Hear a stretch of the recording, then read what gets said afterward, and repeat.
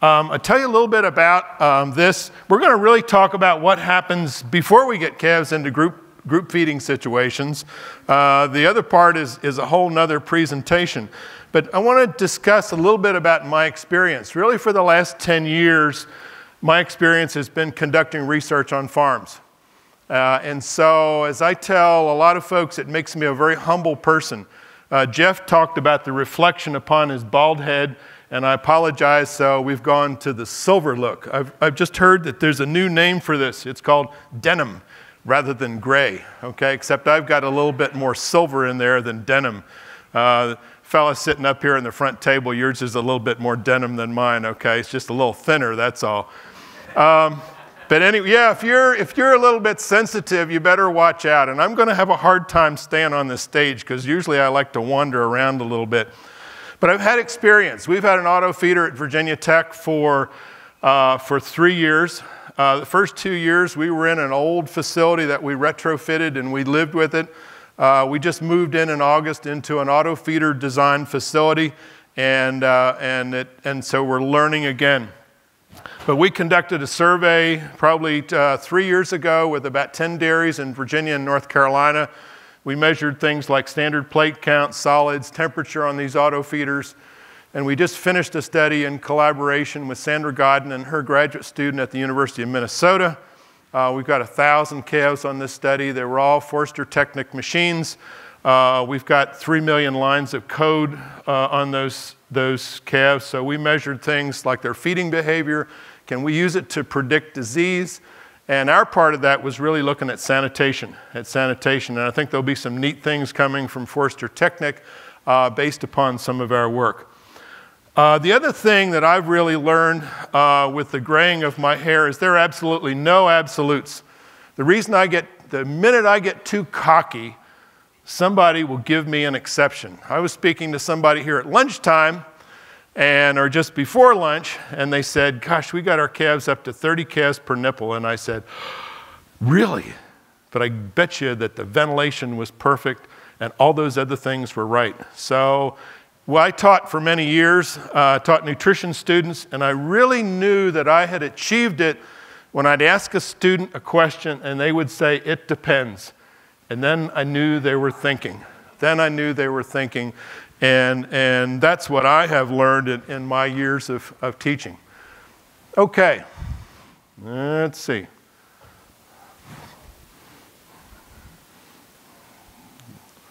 There we go. It's got a big green arrow on there.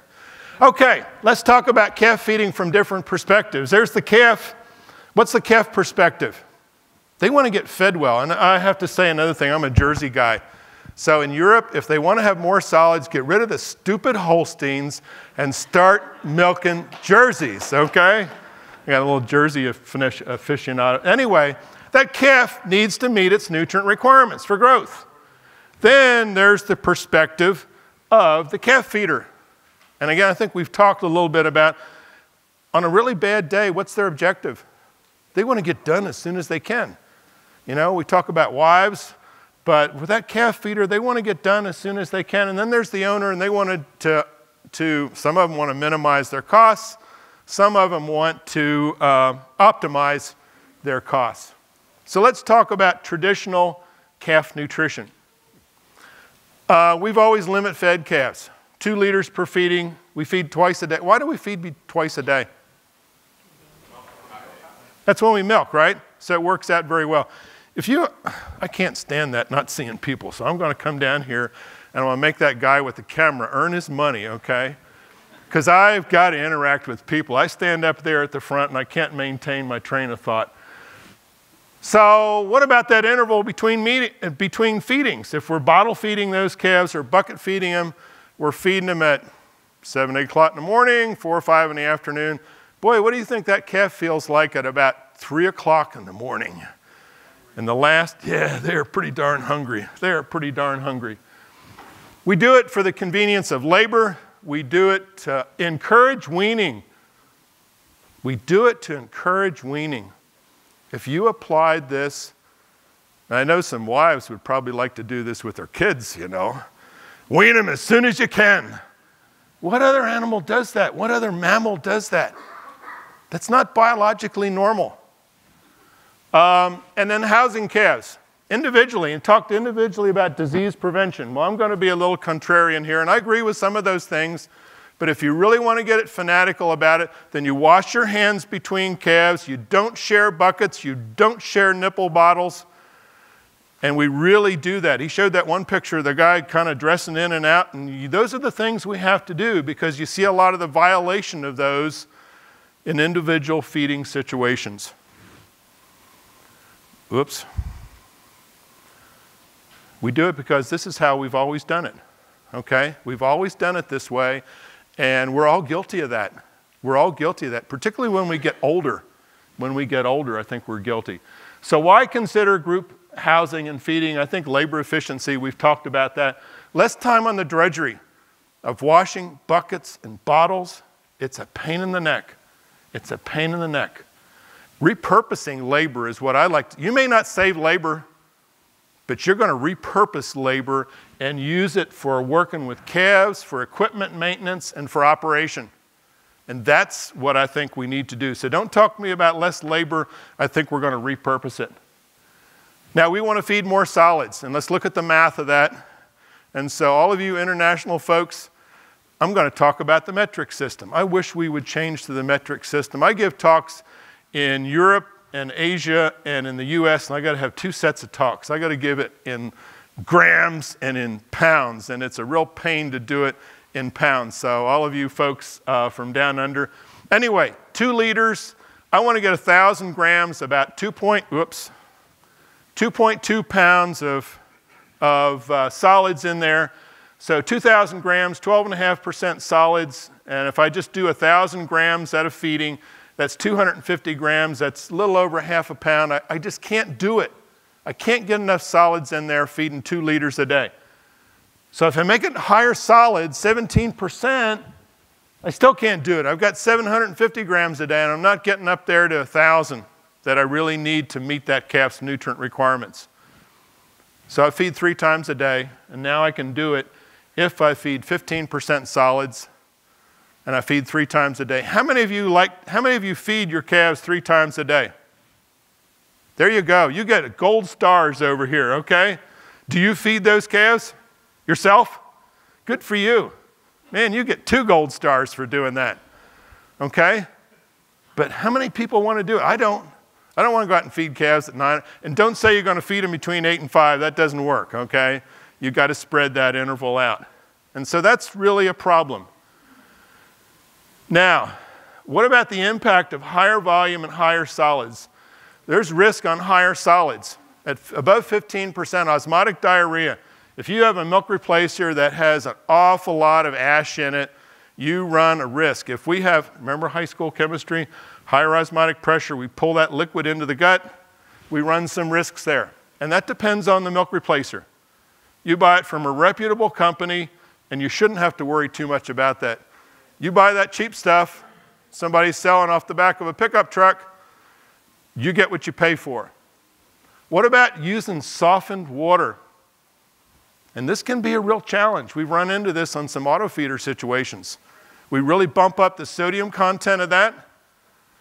And what about the digestibility of milk replacer ingredients? It's an all milk product. Well, let me tell you, there's differences in quality of whey proteins from one cheese plant to another. And so again, the reputable manufacturers know their suppliers very, very well.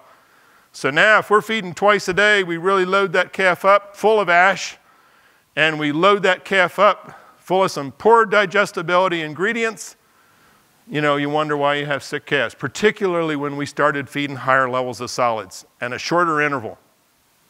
You know how big the abomasum is on a newborn calf? About 80 pounds. It's about this big. I'll tell you what, it doesn't hold 4 liters of liquid.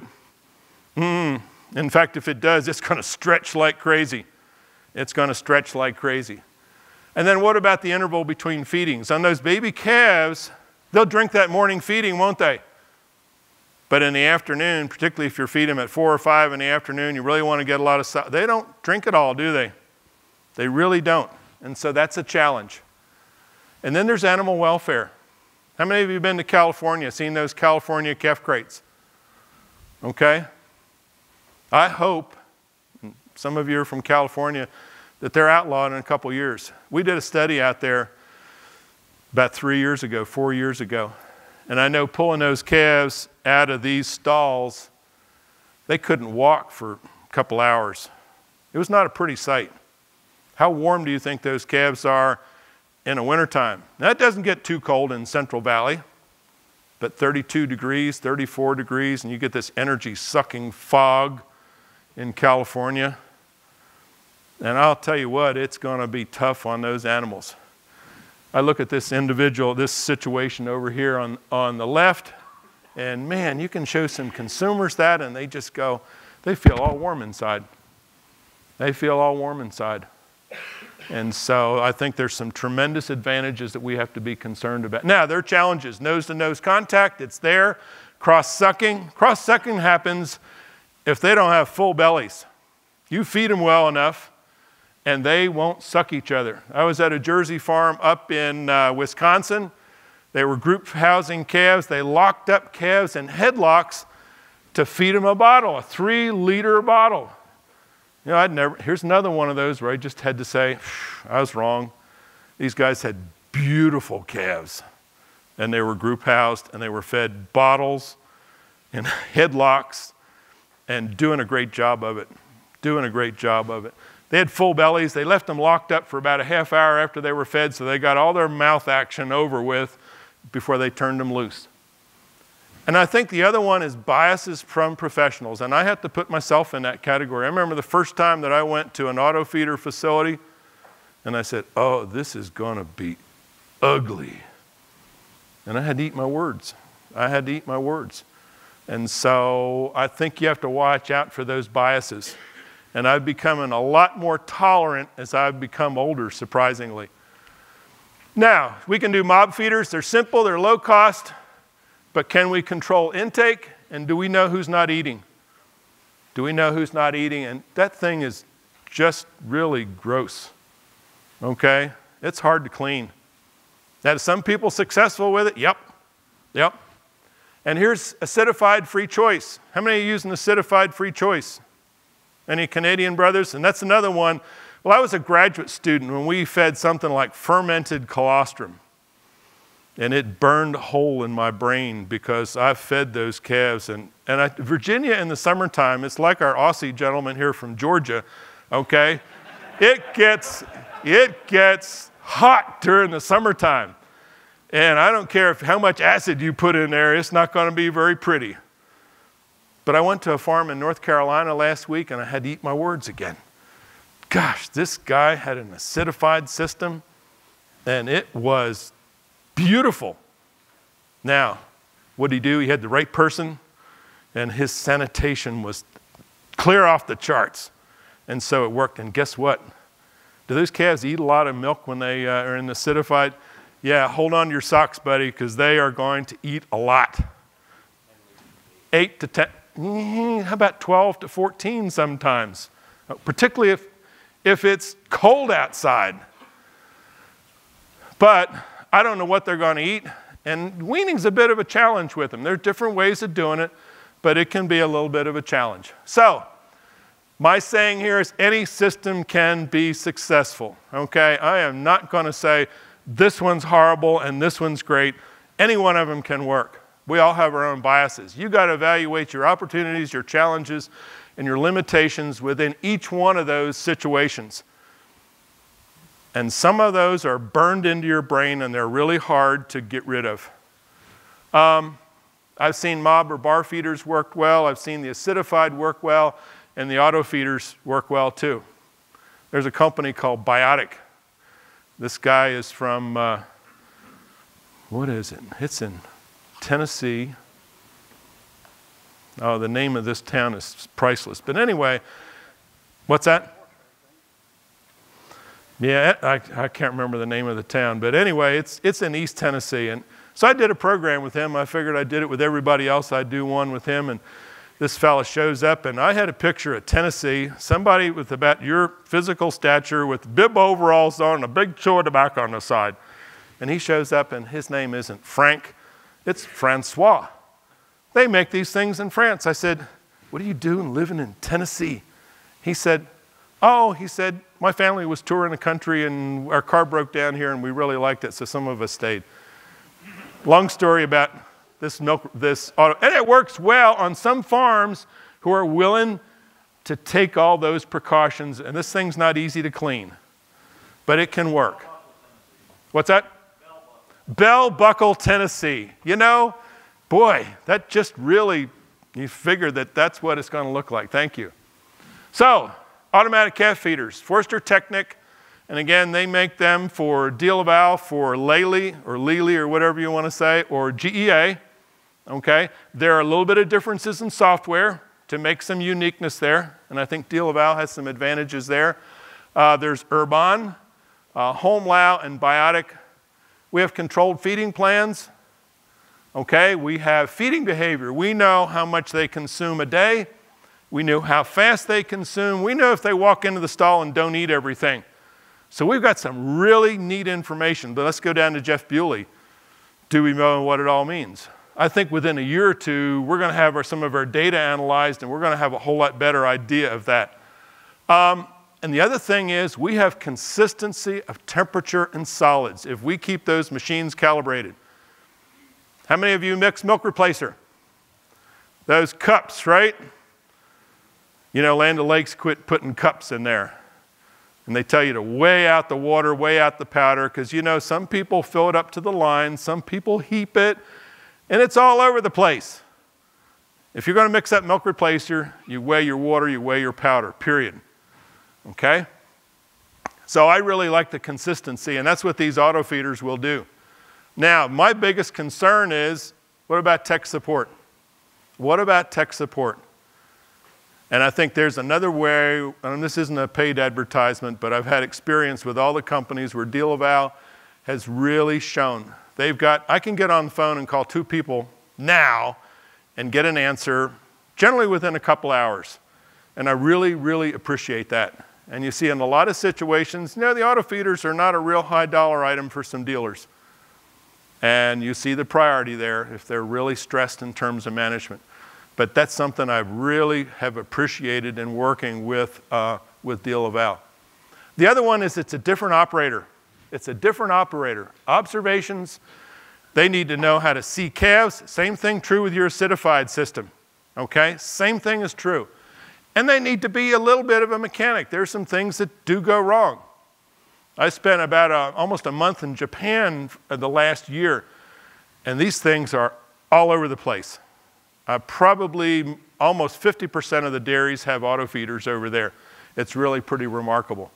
But there's the cost. People say, you're going to lay out this X amount of dollar for an auto feeder, and they go, you know, deep breath.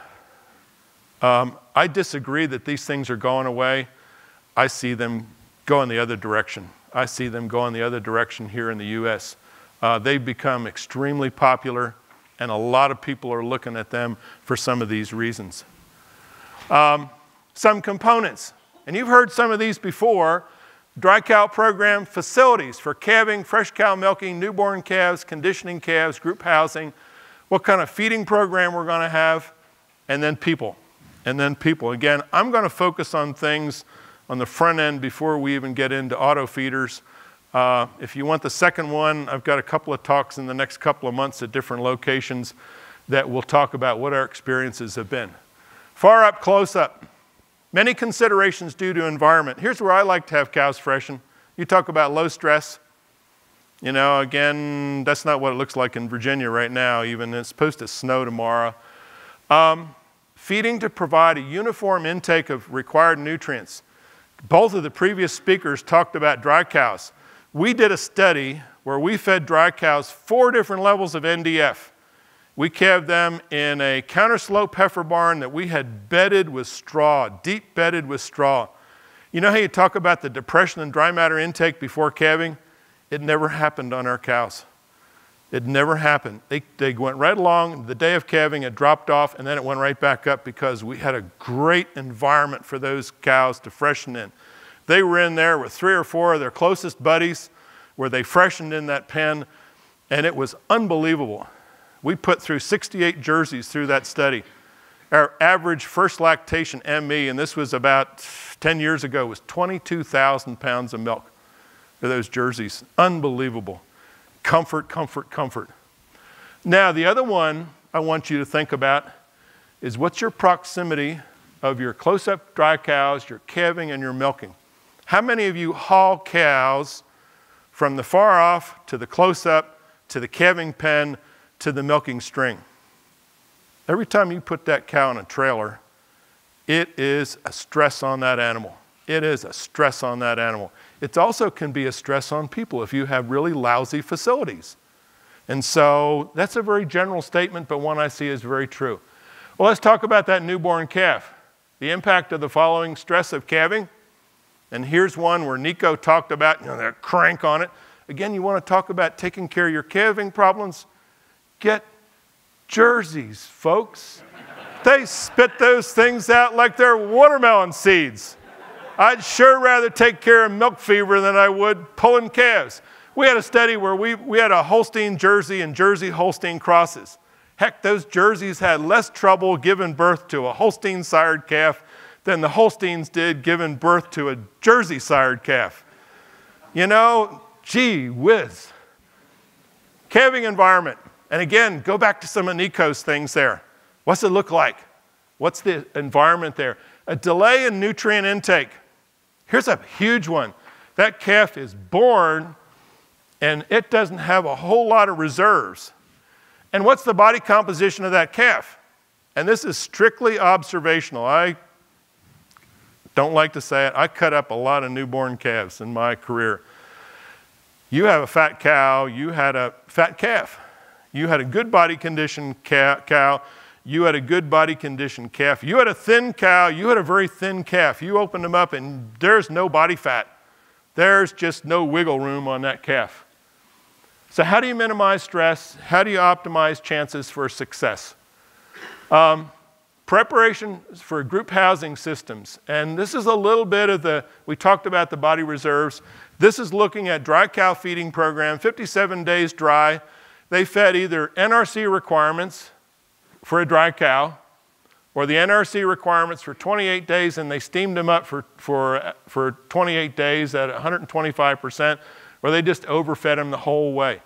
The biggest thing to notice is IgG concentration went down as they overfed them for a longer period of time. Insulin weight went up, so we have a little bit of insulin resistance, which may be more of a problem with the cow. Our components were really not statistically different, and our yields were not statistically different on that. Now, what's the impact of calves born with only 4% body fat? That's pretty slim. That's pretty slim. 50% of those can be mobilized for thermogenesis. So that calf is dropped down on a cold slab of concrete or in a wet pen and lays there for who knows how long. It's going to suck off all that fat, folks. Very, very low reserves of body protein, too, that can be mobilized. You don't want to talk about colostrum. I want to talk a little bit about colostrum because you ask farmers, and they will tell you rhyme and verse what they do. And you know what? 90% of them are lying to you. They know what to say, but that's not what they do. And here's all those things. I'm going to be a little bit bragging here. My PhD work in was looking at the role of bacteria on colostrum absorption. And it kind of went in the circular file for many, many years until Sandra Godden at the University of Minnesota Vet School called me up one day and says, I read this thing in the Journal of Dairy Science in 1978. Was that you? And I said, yeah. And she has taken it beyond there. Now, so we talk about colostrum management, and here's another one where I'm going to shake the status quo a little bit. So we talk about using the Brix refractometer. We did a little study. We compared the handheld to the digital. You know what our correlation was between the two of those? It was about 95%. Now you feel really good because that digital one gives you a number. Well, guess what? The correlation was so high. Now, you want to spend $400 or $100?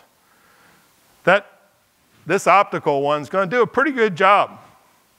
So I've always been real excited about that until I talked to Tom Furman, who's a retired, semi-retired now, and he says, I don't care what colostrum quality is. He said, if you're given 4 liters of colostrum and it's clean and it's early in life, you're already giving plenty of IgGs to that calf. Plenty of IgGs. The thing is the total grams of solids. So that's good to know it, okay? But here's the other one. Low bacteria counts, 100,000 CFUs, standard plate count. This calf is sterile at birth. And I like to say it's like those kids that come to college. They're pure as the wind-driven snow, you know, and it just goes down the tubes. Yeah, okay.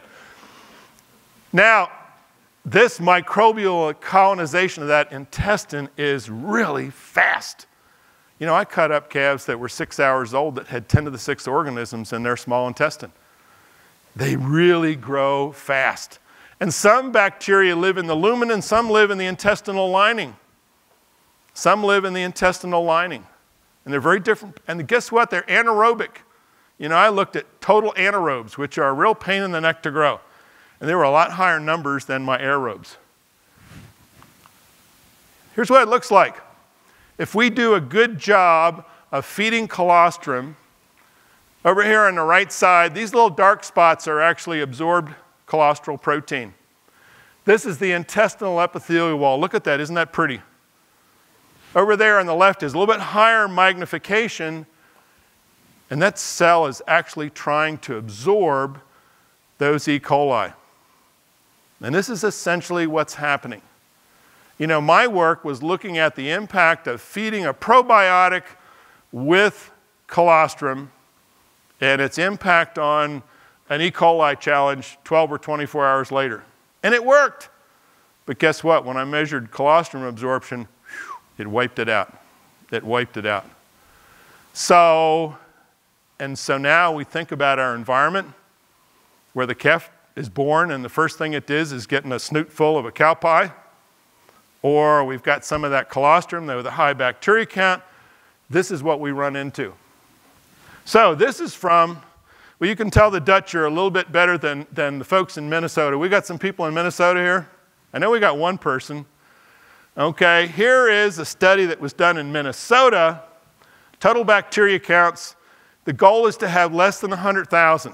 Now, Nico said that was pretty bad. Well, that's a goal to try and get below that. 93% of their samples were above it, okay?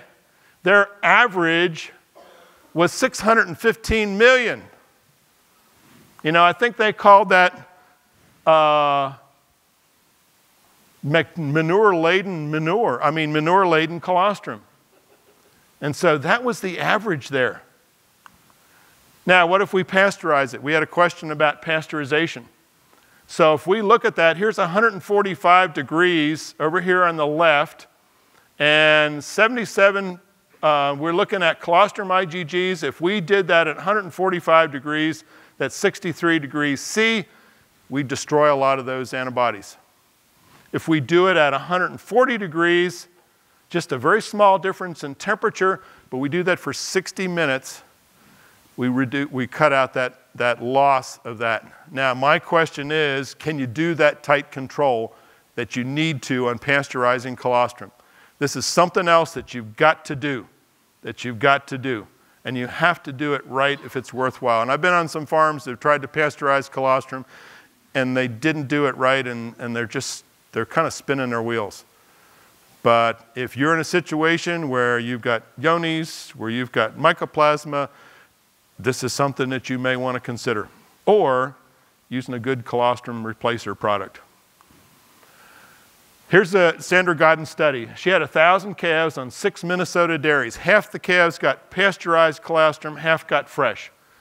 Calving ease was the same. The age at colostrum feeding, they did this within 60 minutes of birth. The IgG in colostrum, the concentration was high. We'd like to see that above 50. The standard plate count in their colostrum of the fresh was 515,000. And that's not horrendous. but it's not so good. It was 2,000 for the heat treated. The coliform count was the really big thing. And when they looked at their summary of their findings, the plate count had a negative relationship with serum IgG levels at 24 hours of age. Colostrum IgG concentration was positive. The greater the concentration, the higher the serum IgG levels. Heat treatment was positive. The big one was coliform counts. The higher the coliform count on that, the greater it depressed colostrum absorption with those calves. So she took that out in the field, what I had done, and really showed that this is something that we need to take care of. Now, there's some other cool things that happen with colostrum. And this is some work from Europe. If we feed colostrum for, this is plasma glucose concentration, the graph over on the left, either fed colostrum or a milk replacer from birth to 4 hours to 4 days of life. The black bars are the colostrum, the clear bars are the formula or the milk replacer. So it does something to absorptive ability of that intestine. Now, whether that does it with colostrum replacer, don't know. I would say probably not. The other one we can look at is villus height. We feed colostrum and those villi grow a little bit taller. So they ought to have a little bit better absorptive ability. A little bit better absorptive ability. Now, this is a study that we've just finished up at Virginia Tech. There's some other things in colostrum. The red lettering there, we fed calves either fresh colostrum from the dam, or we flash froze that colostrum and then thawed it out and fed it to the calf. Now, they all got their dam's colostrum. So what happened when we froze that colostrum and we killed off the white blood cells? So what we saw is that, whoops, let me back up here. Those calves that got the fresh colostrum, we saw differences in their immune development and their immune responses. And that followed through pretty much their rearing period and even until they freshened as cows. So there's some pretty neat things that happen. But now let's have a degree of practicality. You know, unless you want to be married to your cows, a lot of times that's just not practically positive. So we've got to be rather practical. Do I want to feed fresh colostrum? Absolutely. From the dam? Absolutely. But we can't get that done all the time. So we freeze colostrum. How long does it take to thaw that colostrum? You know, and it takes a while to do that. And at 1 o'clock in the morning, our patience sometimes isn't very long, okay? And so in those cases, you might reach for that colostrum replacer and feed that calf, because that's probably our primary concern right there. And I'm going to get back to bed, because otherwise it's going to be my health versus the calves or my health. Now, why do colostrum programs fail? I go onto farms and they tell me everything that needs to be done. Well, what I want you to do with your farm or your clients, where are the close-up cows? What's the calving environment look like? And what about newborn housing? What's the interval between calving and fresh cow milking? You know, it's a long interval. They're going to leak out some of that. Colostrum harvest. When do you milk fresh cows? When do you milk fresh cows? First thing, right? On the string, going in. What do you do with that colostrum after you've milked her out? I know in a lot of places where it sits in the front of the parlor. And you go down there in the southeastern United States and it's nice and warm in that parlor. And boy, it just grows some wonderful bacteria. Wonderful bacteria. So you started out with something that was pretty good, and by the time you finally fed that calf, it was up there 2, 3, 4, 5 million standard plate count. And then feeding the newborn on a timely basis. So the cow freshens, she gets milked over here, and the calves are a mile down the road. The calves are a mile down the road, and it's just, there's a real disconnect there. And so we think about the growth of the bacteria in the colostrum and the microbial exposure. And then think about this methodically on the farm. And a lot of times it's two problems. It's a facilities problem and it's a people problem. It's a people problem. So achieving success, and this doesn't get changed very easily sometimes. The location of the close-ups, the calving, the milking, and the calf housing. How do we coordinate that? What's the chain of responsibility? I went on a farm where the bacteria count for the colostrum was 25 million. You know, and everybody's pointing fingers as to who's at fault. Well, they had a wife of the herdsman who was rather, how do you say this in a nice way? She could be very convincing, okay? So she became the colostrum czar, and I guarantee you things got fixed in a hurry because she made sure that all those things happened in the right order. And then we have some type of monitoring that happens. And let's talk about colostrum. I'm not going to put it in the refrigerator. Do you know how long it takes a bottle of colostrum to cool off if you just put it in the refrigerator? It could be 3, 4, 5 hours. Because I know what a lot of those refrigerators look like. Not so good, okay? They're the old one that, you know, Grandma had in her house and she died and we needed some place to put it. So we have got a 5-gallon bucket there and I've got some gallon jugs of frozen water and I drop those things into that colostrum. I want to cool it down in less than 30 minutes. I'm going to tube feed that calf. That's one of the neatest tube feeders I've ever seen, made out of a piece of stainless steel milk line. They sized it so it would hold 4 liters. They put a hook on the top. They welded it.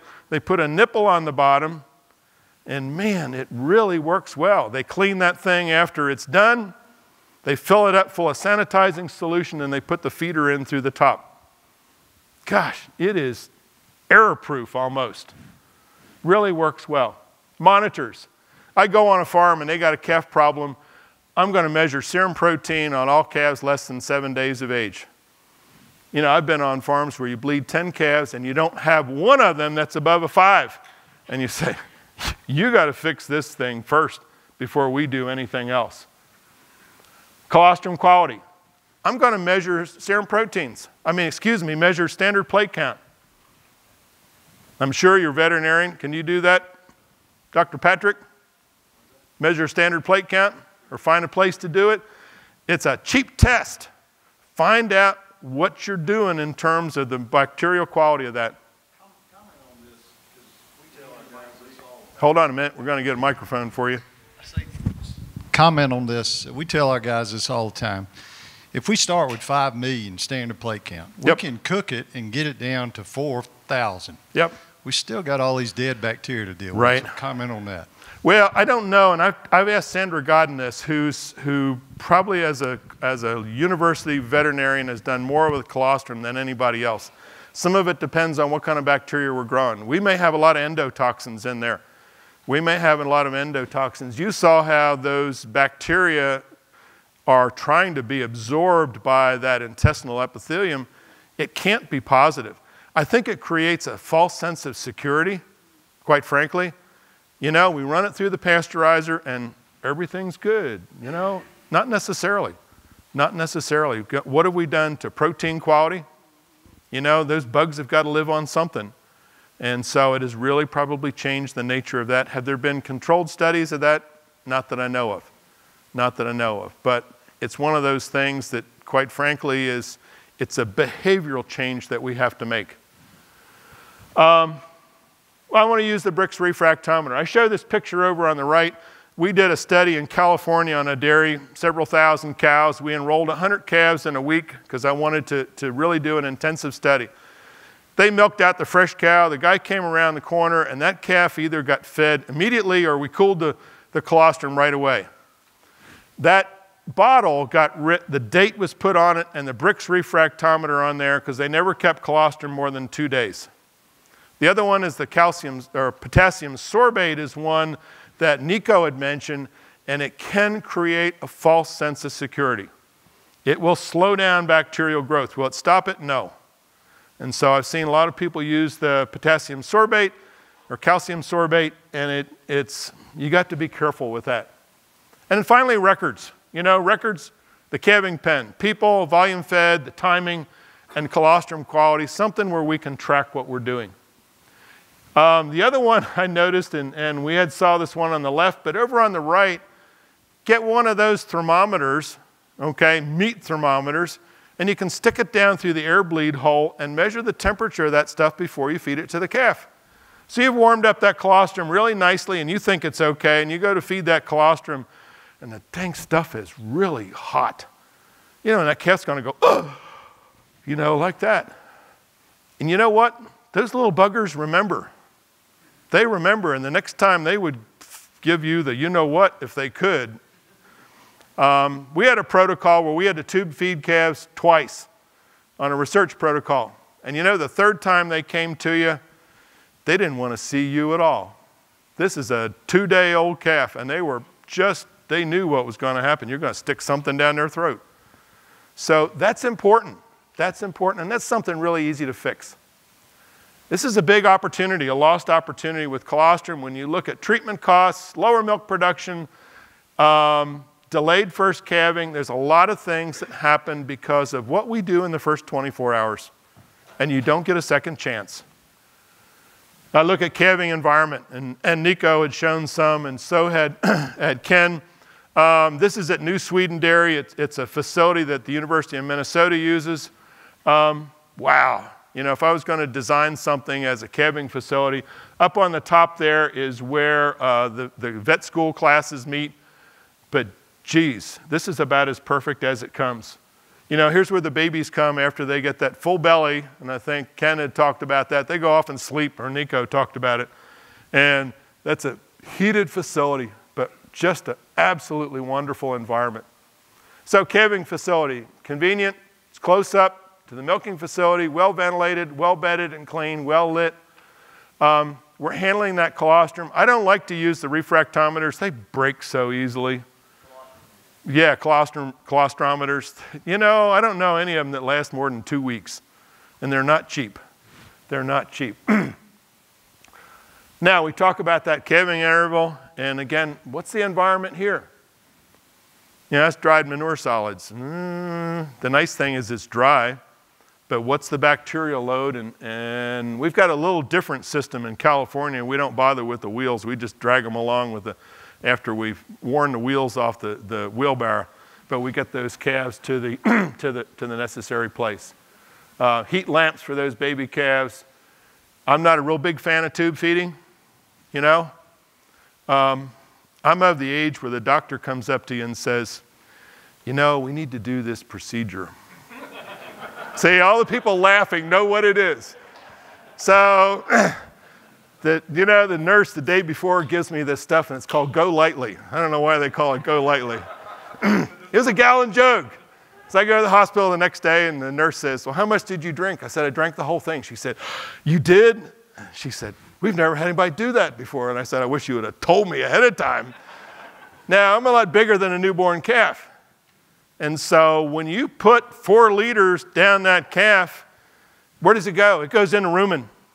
It doesn't go, and hopefully that rumen expands enough that 2 liters of it's going to go down to the abomasum. So do realize that. This is not a risk-free way of doing things. But I also am enough of a realist to know it's 1 o'clock in the morning, and some calves, I don't care what we do, they're born stupid.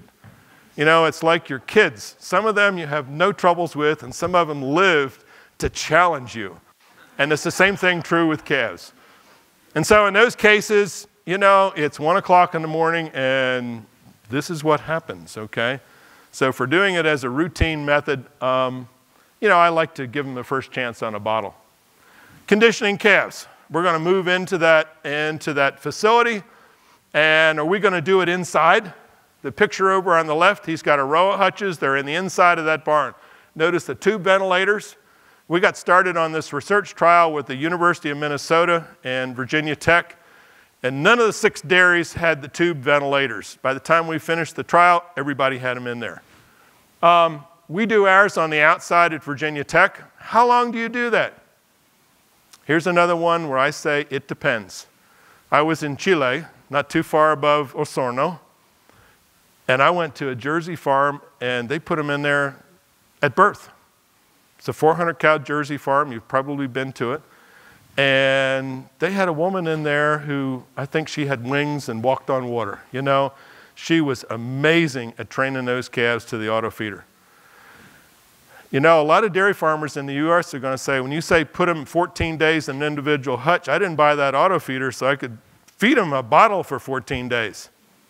And so my recommendation is it depends. If I have a calf that's just chomping at the bit, they're 4 or 5 days old, they're drinking real well, move them in the auto feeder.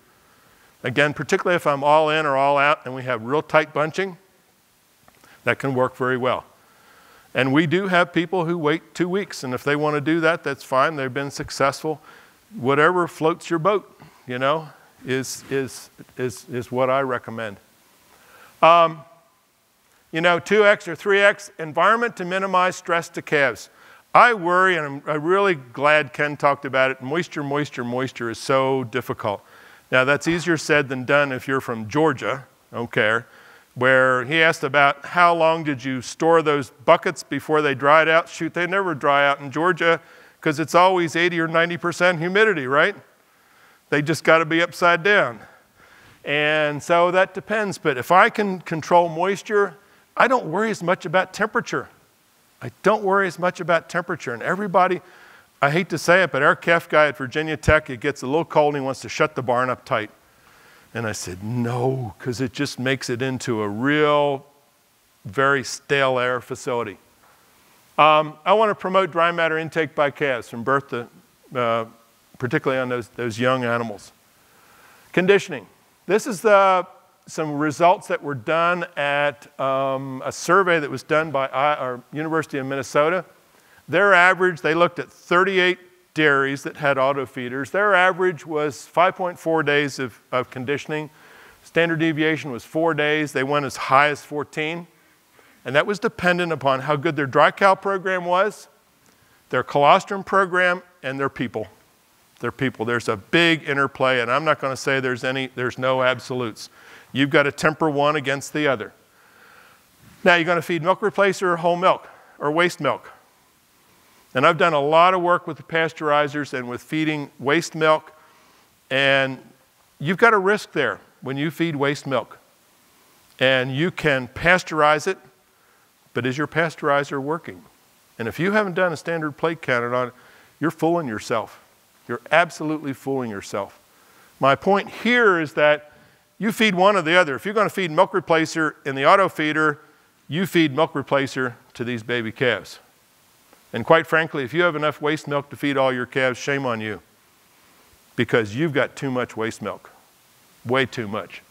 I wanted the same diet. Now, what are you going to feed them? You probably start out in the beginning with 4 liters. But as I tell my students, I say, how many guys have beef cattle at home? A bunch of kids put their hand up, and I say, how much does that old mama cow give the end of the first week? She give more than 4 liters? Yeah. And guess what? That calf's going to drink a lot of that. So again, our idea, I think we've worried so much about overfeeding calves early on that's created some real issues. Now, again, there's balance there. If I'm weighing out my powder, weighing out my water, or I have high quality waste milk, we're going to run a whole lot less risk of creating some problems. If I'm buying a cheap milk replacer, if I've got lousy waste milk, there's going to be some problem situations. And what about feeding schedule? If I'm only feeding twice a day, I want to spread it out as far apart as I can. You know, get close to a 12-hour interval, unless I have people like over here that feed 3 times a day. So here's the study. 38 herds with auto feeders. They did 60-day visits at a visit interval over 18 months. 39% had professional help or had an auto feeder design facility. 61% retrofitted them.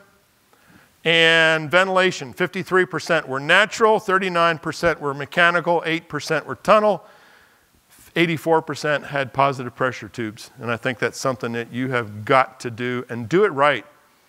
We sent one of our county extension agents up to the Dairyland Initiative class, and so he's licensed to use that software and to do that in Virginia. And if anybody's ever considering that, I said, you got to do this first before you do anything else. Pen size, 49 plus or minus 31 square feet per calf.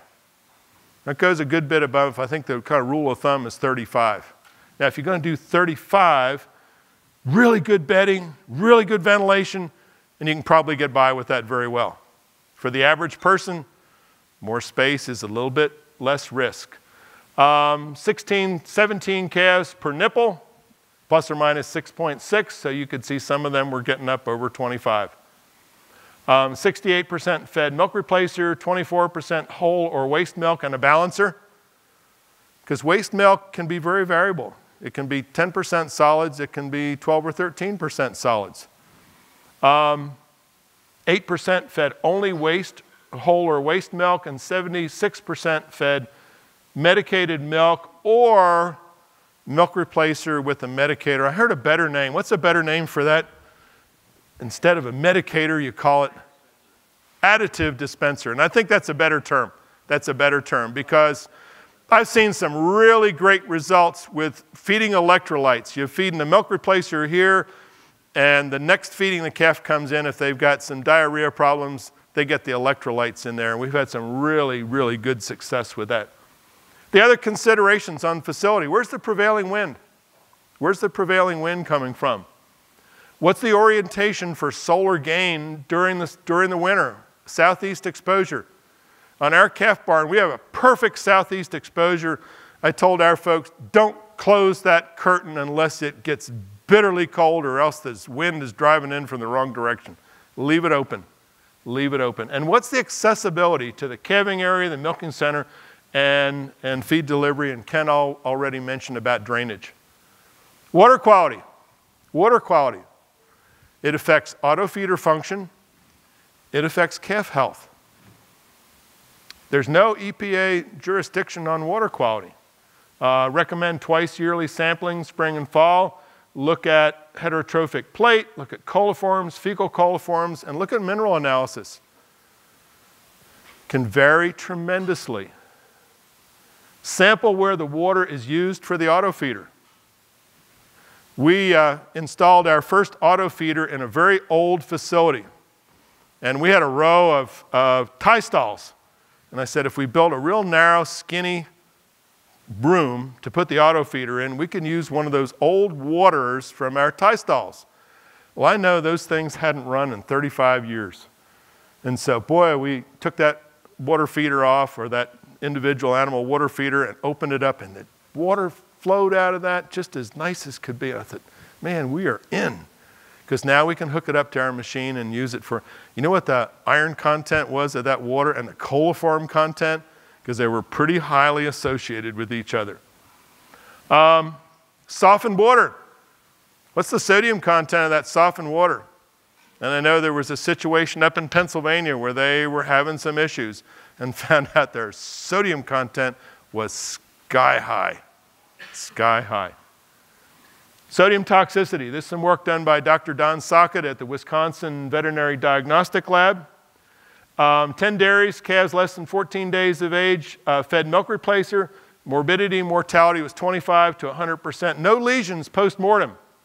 Serum sodium was 155 millimolar, toxic is 160. Brain sodium levels were 1800, normal is 1400. Tremendous load of sodium from softened water. Plus mixing errors are the other problem. Sodium content in mixer replacer varies. They can tolerate the sodium, but probably not those real young ones if they adjust to it and if the drinking water is not too high. Not too high. So test water, check your milk replacers. Make sure your feeding plan is correct. The grams of solids. And this has been another real source of confusion. When you look at that machine and it says, I'm putting 150 grams in 1,000 milliliters. So if people say, oh, it's 15%. No, it's not. You're adding 150 grams to 1,000. That's 150 divided by 1150. That's a 13% solid solution. And there's where there's some real misnomers there. People, conditioning, management of the calf facility, the coordination of calving with the milking center, and the coordination with the nutritionist and the veterinarian. There are abilities and skills, and I'm going to go through this pretty quick because I see I'm getting close to my time. Labor management's different. It's observational, it's mechanical. They're not a calf feeder, they're a calf manager. Abilities, good animal sense, consistency, organized and methodical, and they're data-oriented. They're data-oriented. They're good communicators. They have patience and calm manner for training these calves to the auto feeders. and they're clean freaks, regardless of that situation on group feeding. Skills. You know, these are the doers. These are the doers. They know how to give a shot, how to dip navels, and do things like that. And that's not what you want for your calf manager. Other people, professional consultants that are on board with this. You know, nothing worse than if you go with this and your consultant says, this is going to be an absolute failure. We're not all pulling in the same direction. Because this goes against our basic tenets of biosecurity. And I agree that is a risk. The nutritionist, and this may not be the veterinarian, it may be somebody else, and I will be very honest in saying there are a lot of nutritionists who don't know squat about calves. They don't know the first thing about calves. Who establishes the protocols? Who makes the adjustments to the feeding programs?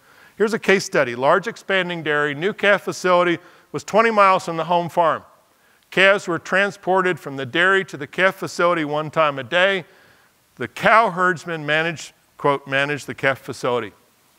They had a nutritionist consultant from some distance away, came about 1 to 2 times a month. They had a local veterinarian, an engineered designed calf facility with 10 auto feeders, concrete floors, draining to a central flush alley that was flushed once a day. It was an ammonia pit, okay? Computer-controlled curtains.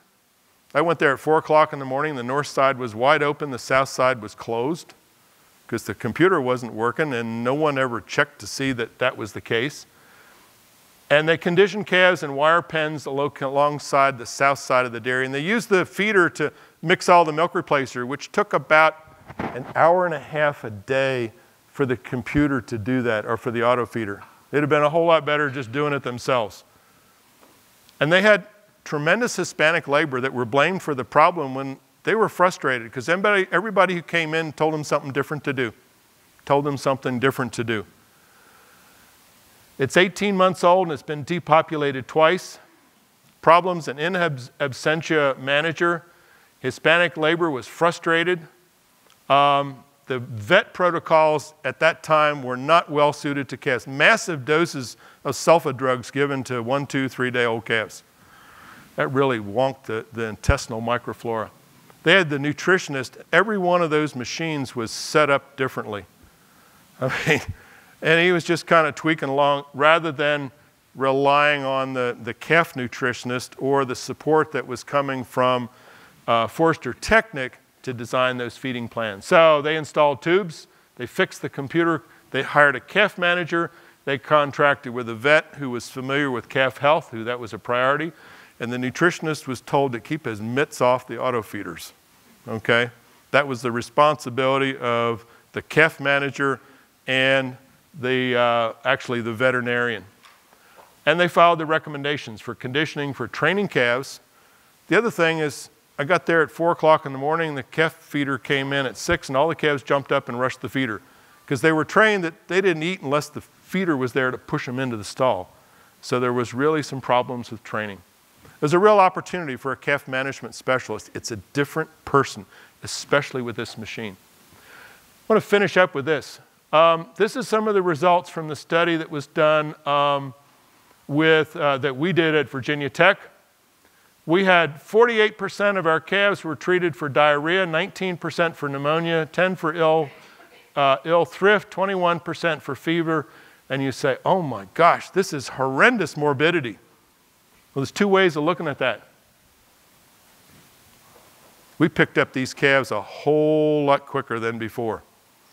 And I think they were very prone to do something very proactively because our morbidity or mortality on these calves in our study was less than 1%, less than 1%.